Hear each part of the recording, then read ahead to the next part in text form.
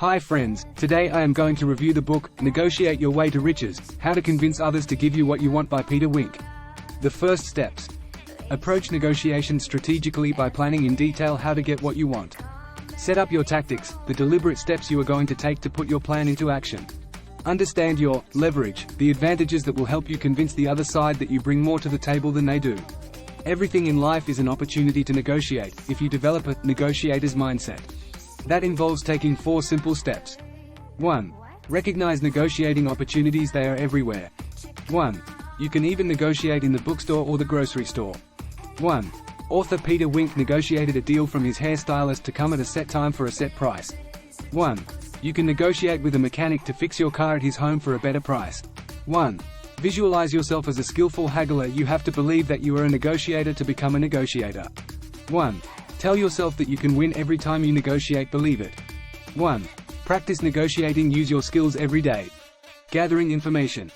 To negotiate effectively and successfully, you need to know everything about your own situation and that of the other side. As strange as it sounds, you should carefully collect data about your own motivation, logic, financial resources and so on. For example, if you are negotiating a purchase, ask yourself how much you can afford, what are you willing to pay, what is your debt situation, does buying this force you to change your lifestyle, are you desperate, never buy in desperation, and do you have the gumption to walk away? Then learn everything you can about your counterparty. Find out. 1. What kind of culture does the negotiator belong to? Every company has a culture. 2. Where does the negotiator really fit in the company? 3. What kind of person is the negotiator? It's okay to be an amateur detective. 4. What does the company want? What does the individual negotiator want personally? 5. What is the company's reputation? The individual negotiators? 6. What is your counterparty's financial condition? 7. What will your counterparty lose by walking away from your business? By the time you've learned my techniques, you'll be able to spot liars, cheats, charlatans, and frauds from a mile away. You can collect intelligence on your counterparties from public documents, such as annual reports, or through private channels. Call employers, friends, industry experts, business associates, customers, competitors, anyone you can think of who might have information. You don't have to lie or misrepresent yourself. Many people are quite happy to talk, even if there's nothing in it for them. Whenever you start negotiating with someone, make it a rule to always ask for much more than you expect to receive. Trust. The single most important thing you need in a negotiation is trust. To get the other side to trust you, take these steps. 1. Always do what you say you will do. This establishes a track record of credibility. 2. Keep in contact with your counterparties. 2. Call them often, offer to do them favors, make them comfortable with you. 3. Do a little something extra early on, to put people at ease with you and in your debt. 4. Appear to share their feelings. 5. Display trust yourself and, at least, seem to trust them. 6. Admit your mistakes. 6. It makes you look honest. 7. Be a member of the team to create an atmosphere of friendliness. 8. Be very clear and exact in your communications. 8. Don't seem to have any secrets. 9. Be fair and don't play favorites. 9. Be positive and optimistic. 10. Remember to follow up after the deal to show that you care. Communication. While there is more to negotiation than communication, communication is critical. Negotiations follow a 6-element, communication, negotiation process model, including 1. Sender, the person who says something and waits for a response.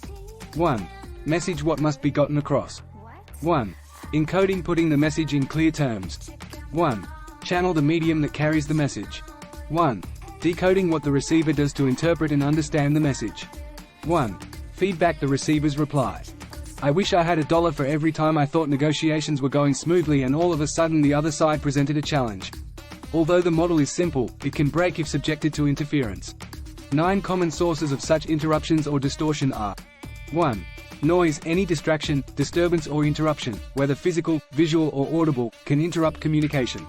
1. Negotiate in a quiet place free of disturbances. 1. Filtering, remember the childhood game of telephone, when a message went around the room from child to child, and suffered distortion in the process? That's filtering. 1. When a message passes through an intermediary, the intermediary often distorts it. 1. Clutter consists of numerous messages competing for attention and distorting each other in the process. 1. Technology, when people do not understand the technology they are using, they may use it incorrectly and send the wrong message. 1. Technology can be as simple as the telephone or as sophisticated as video conferencing. 1. Emotion feelings affect how people send and receive messages. 1. Body language. Body language sends messages. When those messages don't match your verbal message, confusion results. 1. Prejudice. Preconceptions and prejudices can prevent receivers from hearing clearly and understanding accurately. 1.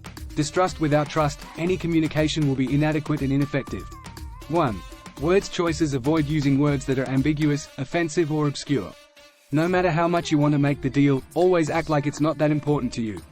To persuade the other side to see things as you do and, therefore, give you what you want, carefully study and apply the above model. Above all, avoid causing your counterparty to feel fearful. Never put them on the defensive. Conflict. Mistakes and misunderstandings can cause conflict in negotiations.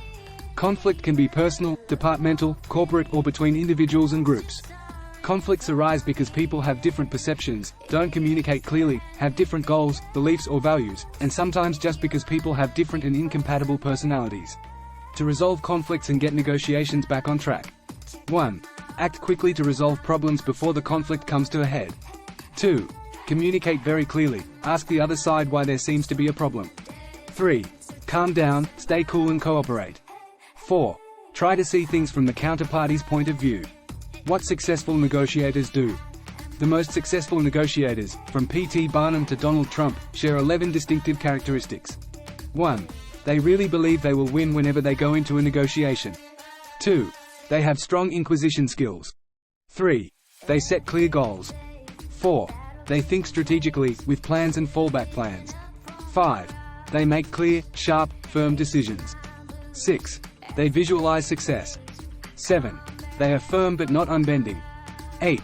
They keep a steady, even temper. 9. They are persuasive. 10. They focus on people and relationships. 11. They know the details. Get the purchasers to try the product, or take it home, so that they can get emotionally involved with it. Successful negotiators also use similar tactics to gain an edge. They keep negotiations on their own ground whenever possible, because doing so allows them to control the physical space and environment. They sometimes make sure that the chairs are a bit uncomfortable, because when the counterparties don't feel comfortable, they're more apt to want to get things over quickly. They may dim the lights to make the other side sleepy. They may turn up the heat for the same reason or to make them sweat, literally and figuratively. Keep a respectful distance from your counterparty. Moving too close may put people on the defensive. A distance of 4 to 12 feet is appropriate. Watch body language and facial expressions for important clues. For example, watching how someone moves can tell you if they are confident or diffident.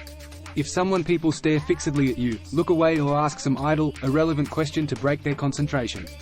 People who smile excessively or not at all, or who can't meet your eyes, may be liars. Never let a day go by without negotiating with someone over something. Remember that money isn't everything. Successful negotiators know that they can get a better price by offering non-monetary services or compensations. These might include credit, guarantees, access to knowledge, a solution to a problem and so on. Beware of or learn to use these special negotiating tactics. 1.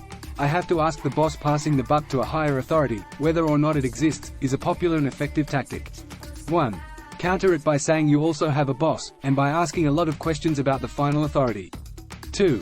Take it or leave it. Use an ultimatum only when you can afford to walk away. 3. The nibble. Ask for one more benefit late in the process. 3. Counter by offering to renegotiate the whole arrangement. 4. Delay. Postpone a deadlocked issue in order to move ahead discussing other things. 5. Astonished body language. Both sides may use this. 5. Don't be deceived. 6. Good cop, bad cop. The bad guy may be fictional. 6. Call the bluff. 7. Walk away with a smile. The other side may call you back and renegotiate. 8. Tactical refusal. Never, ever accept the first price or the first counter offer. 8. Counter this strategy by never naming the first price or the first counter offer. 9. Red herring. This is a deliberate distraction. 10. Play dumb. Counter by playing dumber. 11. Listen. Counter by listening even more and saying even less. 12. Control the paperwork. Make sure you and your team write the contract. Trust me when I say, you'll know more about negotiating deals than 99% of these corporate bigwigs. More negotiating strategies and tactics are available, but most of them are variations on these. Take careful notes and be thorough. If you leave blanks in the paperwork, the counterparties may fill them into your disadvantage. Read the fine print. Then, read it again. Takeaways. 1. Gather all the information you can before negotiating begins. 2. Negotiations follow a process model, including sender, message, encoding, conveying the message clearly, channel, the medium, decoding and feedback. 3. Avoid sources of interference that can disrupt your negotiating process, from outside noise or paper clutter to prejudice, distrust or excess emotion. 4. Address conflicts quickly before they escalate. 5. Beware of red herrings, deliberate distractions. 6. Never accept the first offer. 7. Understand the tactics being used, from passing the buck to playing dumb to postponement of key issues. 8. Read the fine print, the large print, everything. 9. Establish your credibility and be trustworthy. 9. Keep your mouth shut and your ears open. 10.